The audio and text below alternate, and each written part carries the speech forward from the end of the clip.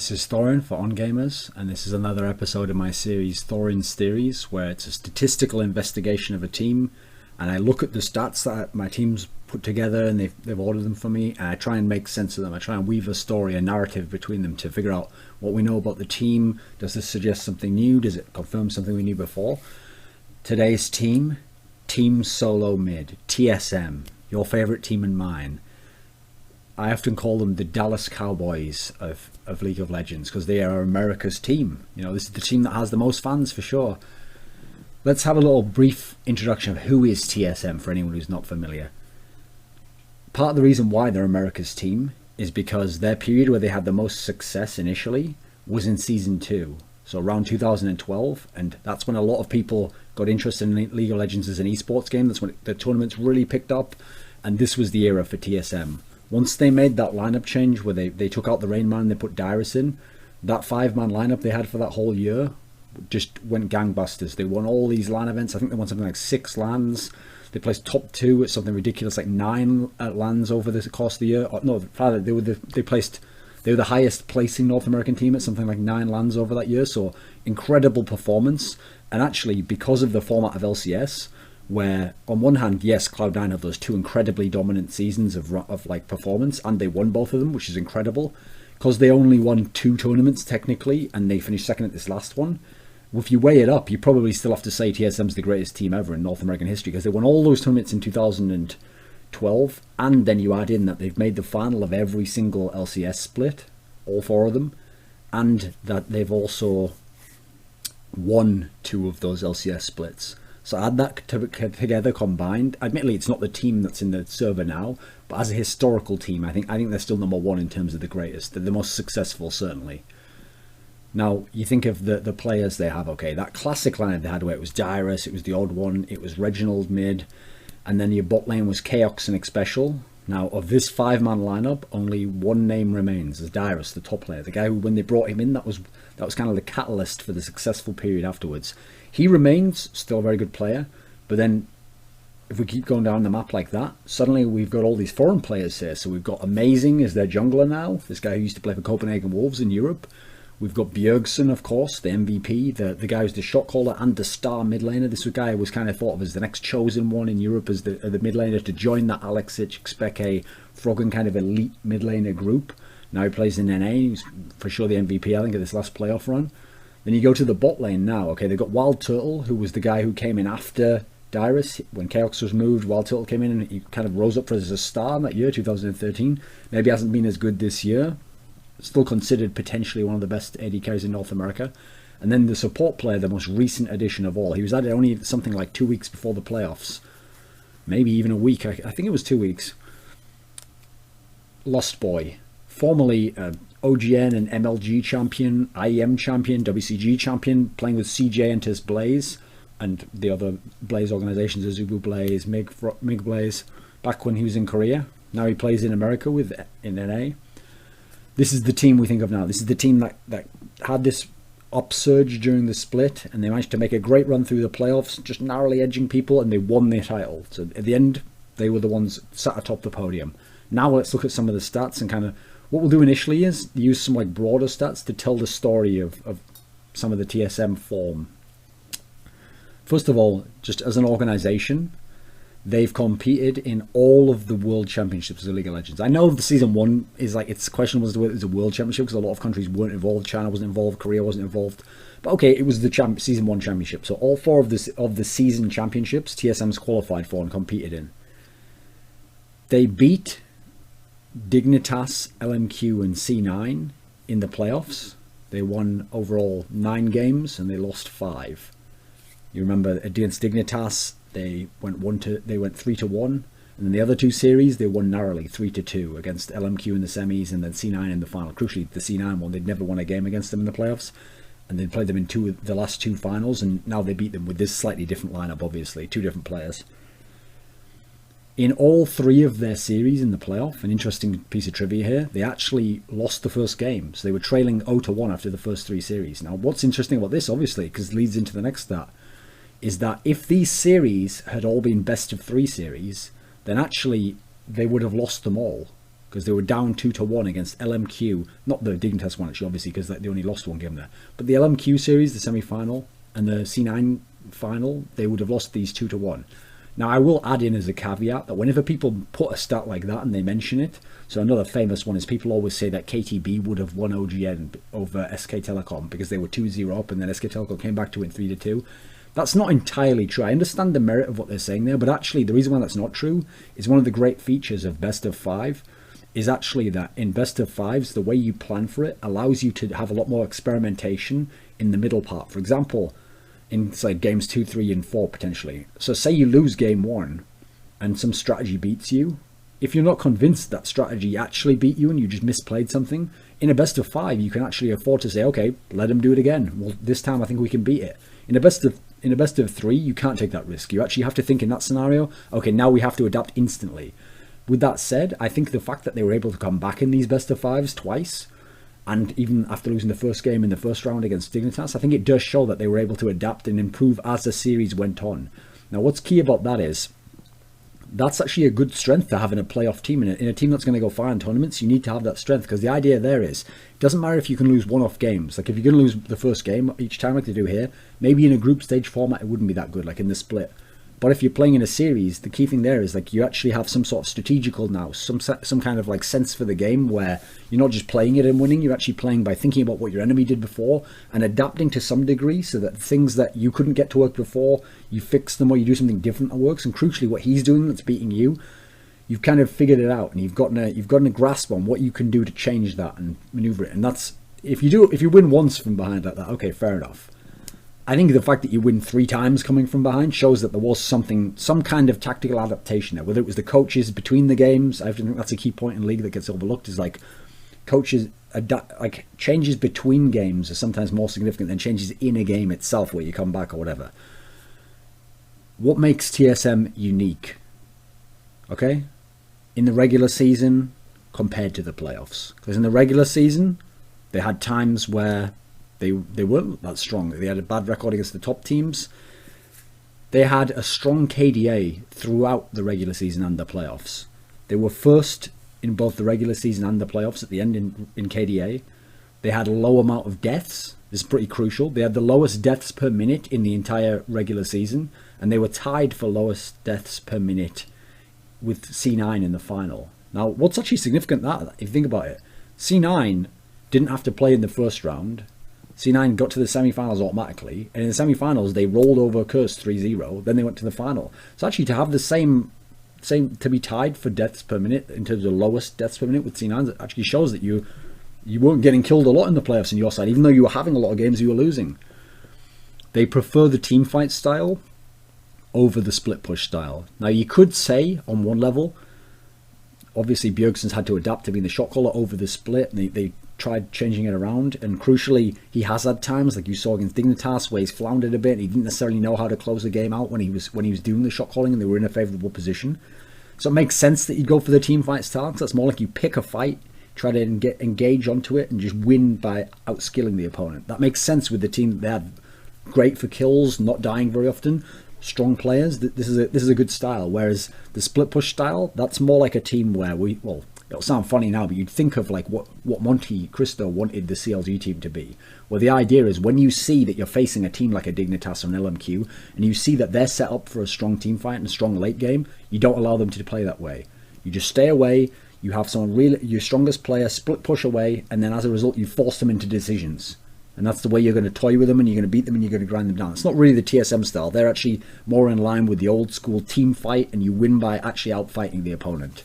And obviously strong laning gets you in a favourable position for the team fight. They had the second most assists per kill in the regular season. So this is a great team fight stat here, because not only are you killing a lot like they were, but crucially in these fights people are getting involved. There's synergy, people are working off each other, and that's what's making the team fight successful. They struggled against Dignitas's split push Nasus. You remember the first game of that series? He split push. They couldn't. That was where like the flaw came in Bjergsen's shotgun in that game. I think he was like, do we go to their base and fight? Do we draw away and try and take care of the Nasus as a group? But if we do that, do they take the Baron? Like, they were kind of weighing up, like, which one of these is the right option. And we saw that was how Dig were able to win the game. But we saw as a result, because they're not a split push team themselves, I think that's why they kind of had some trouble adapting to that initially. When you say that a team's mainly a team fight team, and that's the strength that they rely on, you're usually going to think to yourself, okay, if you don't split push much and you're mainly just about team fights, you're not going to be as strong objectively. Well, that is something that the stats bear out for TSM. They were weaker in terms of objective control in both portions of the season. Their opponents scored more dragons and barons than they did in both portions. In the regular season, TSM got 88 dragons and barons. Their opponents, 94. In the playoffs, TSM got 43 dragons and barons. Their opponents, 46. So even though they won the playoffs, actually their opponent got more dragons and barons. You might remember in that Dignitas series, it was something crazy. Like, I think Crom's got like 9 out of 10 barons for the series, which is ridiculous for a team that lost. So that is something to look at for TSM, both in terms of why the games were close here and going forwards, for example, into Worlds. Their big improvement was in the early game as the season went on. And to go along with this, part of why they were able to start winning games over big teams is that they improved their ability to close games once they had that lead. So by getting the early game going and improving that, they were able to get leads that they could transition into the mid game and get to the late game with the lead and then close it out. This wasn't a great team at like coming from behind or like grinding your way when it's a close game and figuring out that one ledge. It's more like, okay, we're not the strongest team at closing out at the moment. Take care of the early game first so we get the leads, we get to the position where we're in position to close out, we have a lot of opportunity to try it. Then that's where we get proficient there and we learn it, and that's what comes along with Bjergsen's shot calling and improving that to go with the rest of all the game that was coming together and adding different players and figuring out the right mixture. It all kind of culminated together, and you can see how it could percolate upwards in that sense. Stats that go along with suggesting that the early game improvement was there, or rather that this led to closing the leads out. They had the highest 10-minute league conversion in the regular season. 84% of the time that they had the lead at 10 minutes, they would convert and win the game. Second highest in the playoffs at 90%. Now that's a very good stat, actually. That's something very positive. Is if they can get ahead at 10 minutes. Remember, 10 minutes isn't the whole game. Like, for the great teams, 10 to 20 minutes, they can do work. They can get back in on you. They can find out ways to reverse advantages you had. They can get ready for a scale into a team fight that they can win at 25 minutes. If you can win 90% of your games when you have a 10-minute lead, that's actually quite impressive as start. Stepping up their early game as the playoffs came in, leads at 10 minutes. In the regular season, only 46% of the time they had the lead at 10 minutes. So they weren't a good early game team there. More than half their games, they're not getting the lead at 10 minutes. Playoffs, 71%. Now, that's a big jump right there. You can see that this is clearly an area that they've managed to fix. And you can obviously speculate on how players' roles change and different players coming in. First Blood, First Tower, First Dragon. In the regular season, all less than 50%. Quite poor on this first area of kind of getting the first kill or the objective control. Playoffs, all above 50%. So again, we can see where the graph's going up as we go from regular season through to playoffs here. One of the key moves during the season was actually at the support position, because at the beginning of the split, they'd finished the last season with X-Special, the old school support who had been a great player for them, very clutch, and they'd taken a big risk. They brought in this guy Gleeb, and he came from the Team Coast, the American one, Tempest, and they brought him in as a big risk, and it wasn't really, clearly he got a lot of criticism. It wasn't really working out. Aside from his thresh, he wasn't really that impressive for someone you expect when you play for TSM, who's supposed to win the split, supposed to come top 2, you're supposed to be one of the best players in the world if you play for them in theory. He wasn't really living up to that.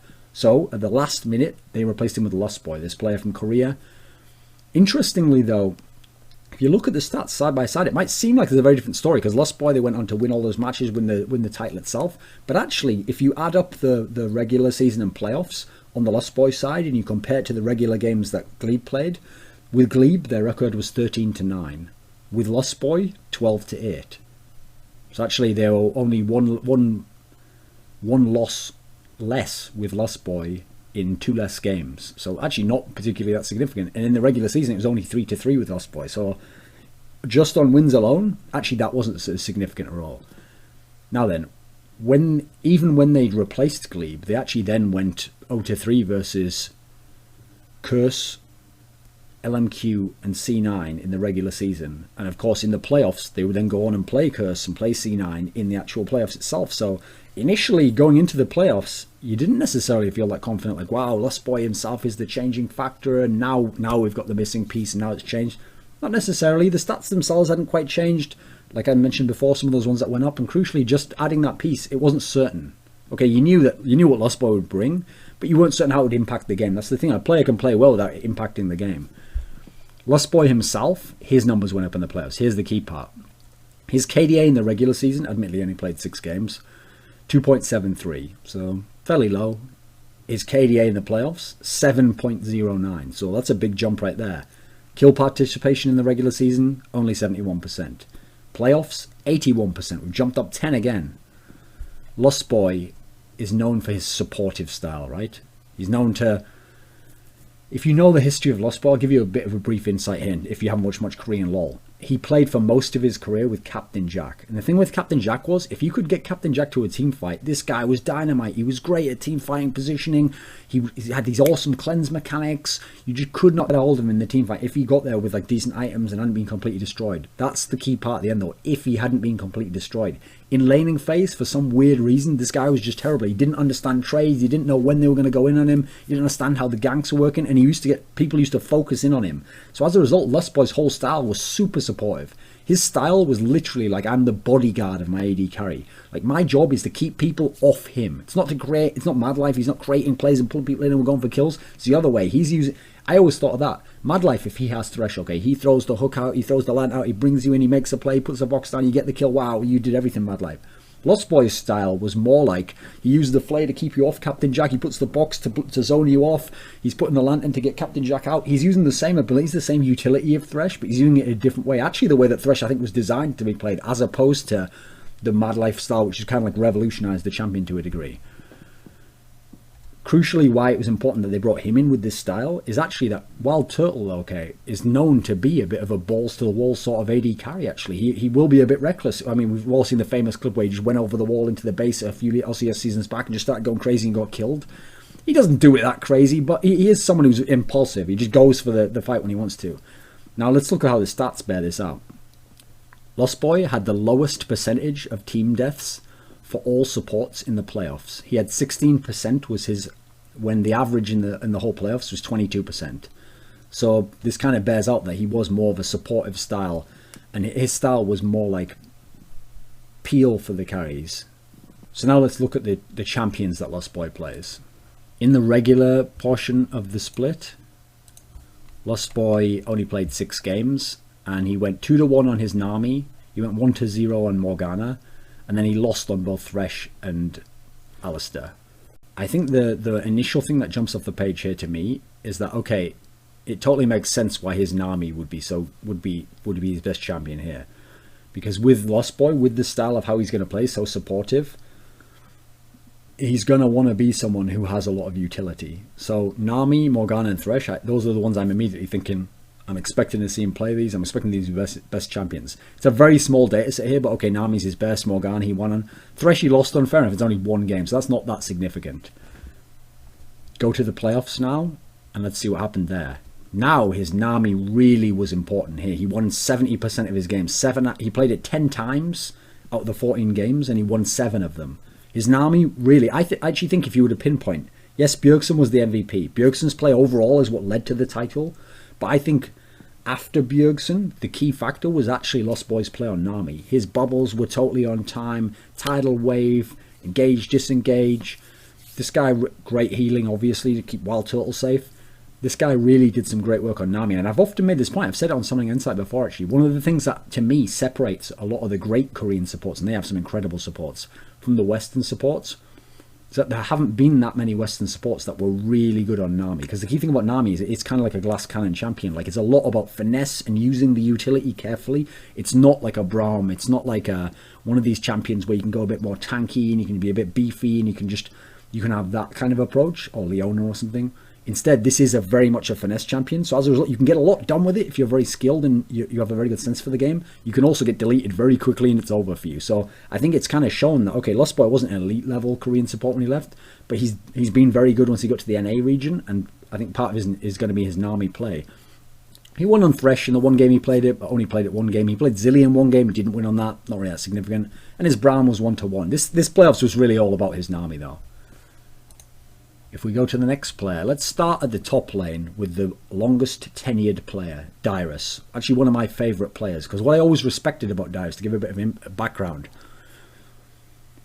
is that when Dyrus got to his peak, he was strong at the end of Season 1, and then Season 2, when he came over to TSM, was when he really became like the man in NA. Before that, all the good top laners were the Voyboy sort of guy, where their aim was to play these damage champions, to snowball early and just go so hard they could control the lane, they could pressure, they could bring enemy attention up to them. That's how they would dominate the game. And in Korea, we had all these legends playing that style. We had like Mac Noon, we had Reapered, we had Shy, later on we'd have Flame.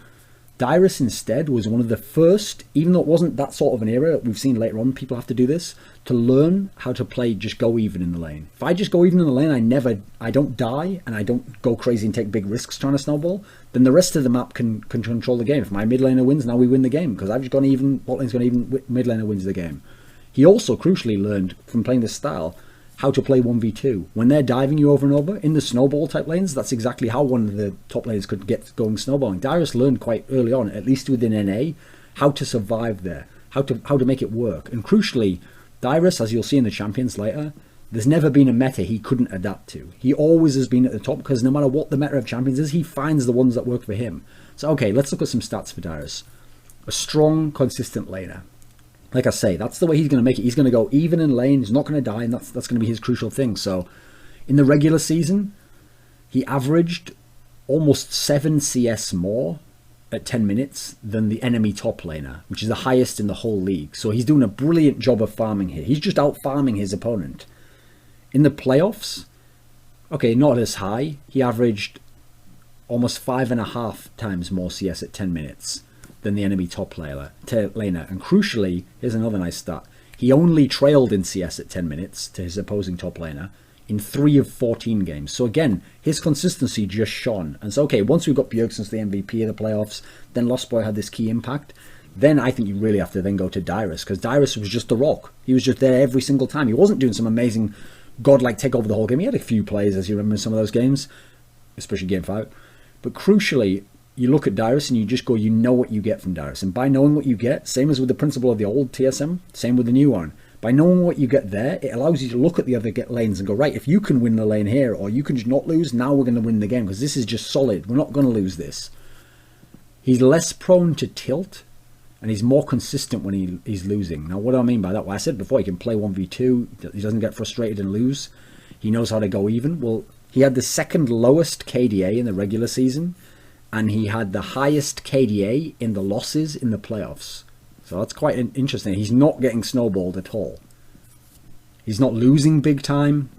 He just knows what he's doing. He knows his skill set and his comfort zone and how to stay in that and how to stop the enemy pushing out of it. So that's what I've always liked about him as a player. And if we go look at the champions, it'll tell its own story there.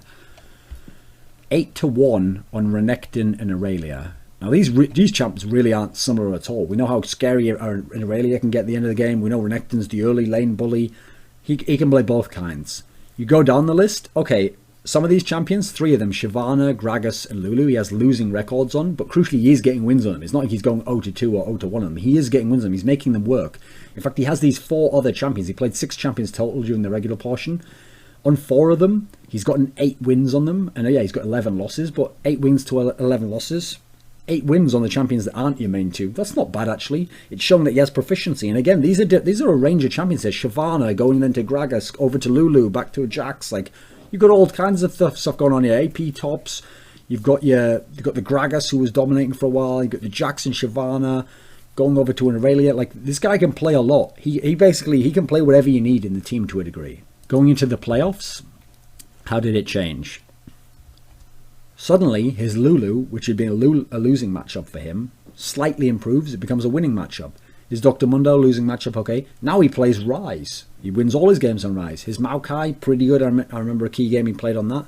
His Alistair, he's winning on. So he's actually changed his champion pool for the playoffs, yet he's succeeded on it regardless. If we go down now to the jungle. Now here's a key position, because first of all, Amazing was replacing the Odd One. And the problem the Odd One has is the Odd One never really adapted to like the the low econ, aggressive gank style. He was a supportive style of jungler from Season 2. So he was allowed to survive like that in Season 3, because in this time there wasn't a lot of competition at jungler there. There wasn't a lot of strong teams in NA. He could survive with his strong team that he had overall. But you saw in this split, everyone else in the team, they were all winning their lanes, they were all doing well. So the other one didn't have to really do much, but then when they would lose, like in the final against C9, he'd look very lackluster, like, oh, that is the position you could upgrade. So in that sense, it made a lot of sense to bring Amazing in. This mechanical jungler who's really good on champions like Lee Sin, a playmaker. Bring him in from Europe makes sense.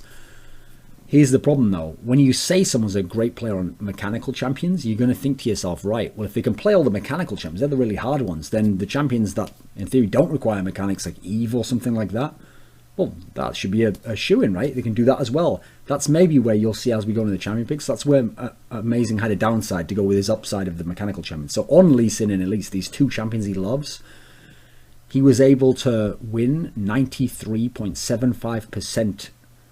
No, right, I'll rephrase that. In TSM's wins, 93.75% of those wins came with him playing Lee Sin or Elise. It was crucial. If they could get him onto this champion, they were going to win, basically. The next best player in the region in the regular split on those two champions in terms of wins was Kez, and he had 78%. So actually, it's quite a drop off. It's not like everyone else was just masters of these champions as well. He's amazing on these champions, no pun intended obviously, he's great on these champions, but it's not like everyone was just mastering the champions. Everyone was playing them, but then they actually drop off a bit. He played Lee Sin or Elise in over 64% of his games. Now, Kez again comes in as the next comparison, because Kez was the only guy to play Lee and Elise more than Amazing. Amazing really wanted these champions. No Name, he played an equal amount to Amazing. So actually, it's not like everyone else was like super picking these as well. He was up there with the people picking them. In the playoffs, he played those two champions only 5 out of 14 times. Now at times, obviously, teams had actually seen these stats and they'll ban it against them. But when he got them again, it remained. His win rate was great. He had an 80% win rate on Lee Sin and Elise, whereas in the playoffs, whereas he only had 56% on the other champions he played in the playoffs.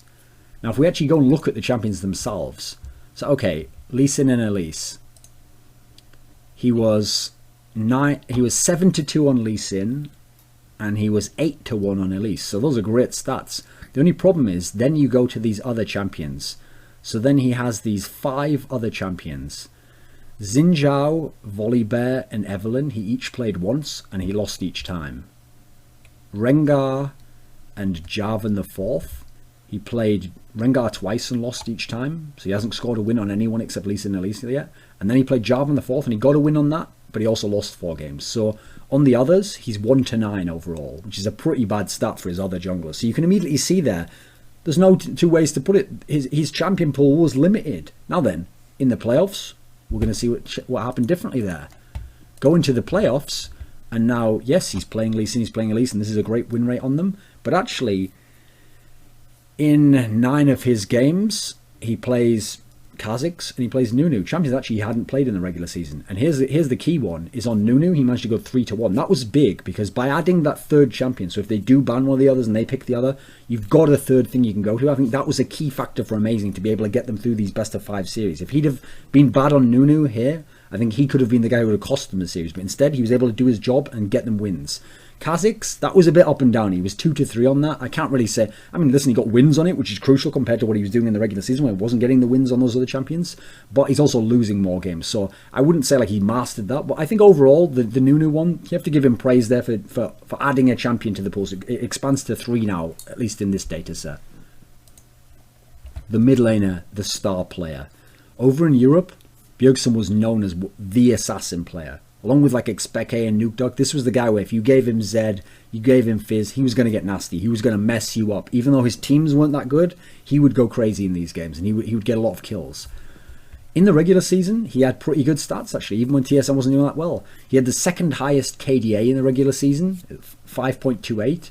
But here's the thing, in the playoffs, his stats go up. His KDA goes to 6.75. He's actually overperforming now, whereas actually one of the problems they'd had in the last split, I thought, even though they made it second, was he was a bit lackluster actually in some of those games. In some of the CLG games, he was just okay.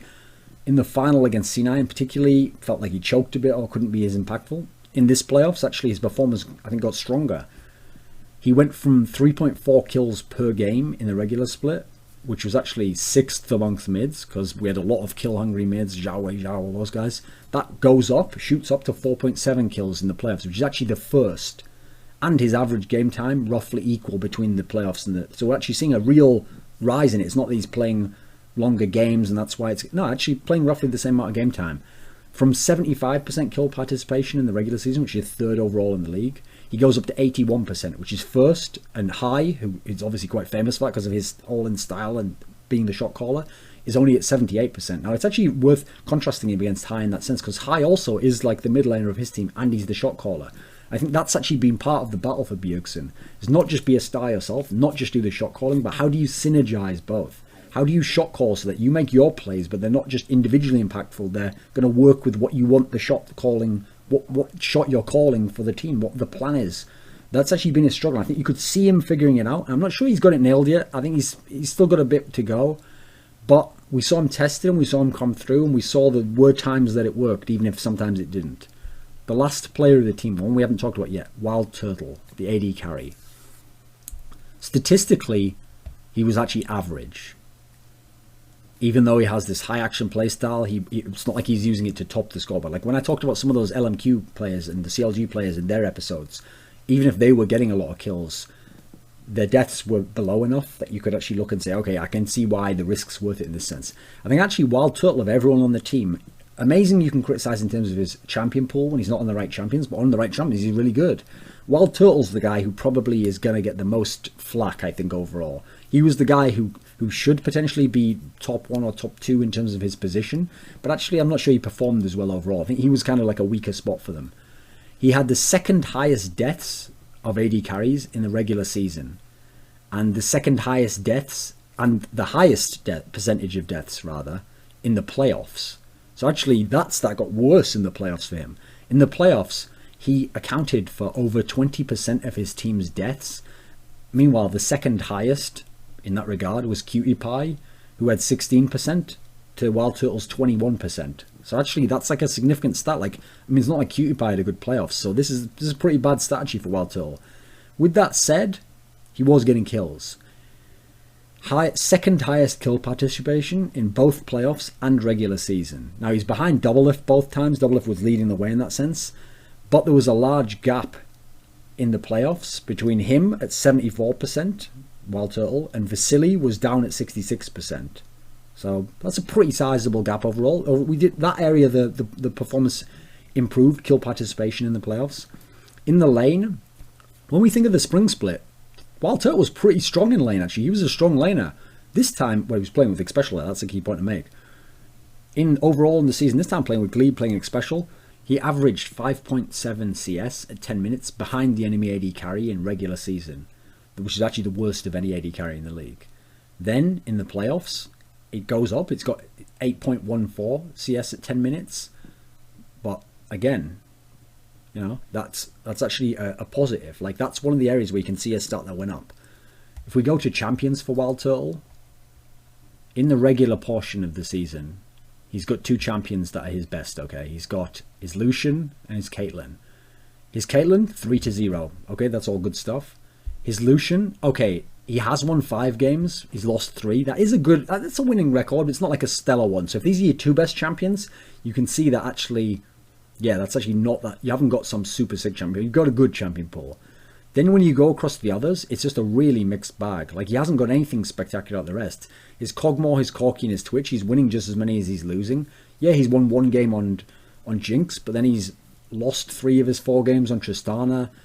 Like, actually, his champion pool's a bit all over the place here. It's hard to know where his strengths are and where you're definitely going to get wins from, aside from on Caitlyn's going to get wins, and he's going to get wins most of the time on Lucian. Otherwise, he hasn't got a particularly wide champion pool. And on those 5 that aren't his main 2, he was 8-9 overall, so not really that impressive. Then you go to the playoffs. I mean, you're guessing since he's won games is going to improve a bit. What's most interesting here is no Caitlyn, plays Cogmore once and loses it, but then the other 2 champions, okay, he plays Lucian again, and again he's winning games, again he's losing games. This time he went even, 3-3. The key improvement was his Tristana. His Tristana went from being something that he was 1-3 on in the regular portion of the split. Now he's gone 6-1 on it. So actually, he found a champion that worked and was getting him wins, and he was winning nearly every game on this. So actually, that was a key turnaround for Turtle. As well as some of those stats going up, his CS going up, his kill participation going up. Crucially, he found a way to make the Tristana work. And I think that for him was the turnaround. If he'd have struggled and he only had like this shaky Lucian, that's when, again, if you're looking in these series where you're winning 3-2, it only takes something small to turn that into 3-2 for the other guy, and suddenly you lost the game for your team. So I think that was the way I think of the WildTurtle example. So now that we've thought of this team overall, we can see that the areas that the kills, crucially, the stats for most of the players are going up. Certain players like Dyrus had great stats all the time. Bjergsen had good stats and they're going up. Lustboy, his stats go up, and admittedly he didn't have much time in the regular split, so it's not that much of an increase. WildTurtle has improved and has found things that work. Amazing. We know what he's really good at, but then he has slightly expanded that. Not much, but a little bit. Everyone's seen some level of improvement, and that's why this team was able to go from being a team that maybe could have finished 4th or 5th when the regular split was going on, to the team that were first at the end of the split. However close those games were to get there, they ended up first. And so going into Worlds, they're the #1 American seed. And so you see here, there are positives going forwards. There is improvement that's documented in the stats. How they'll do at Worlds, well, that's something that we'll have to see ourselves.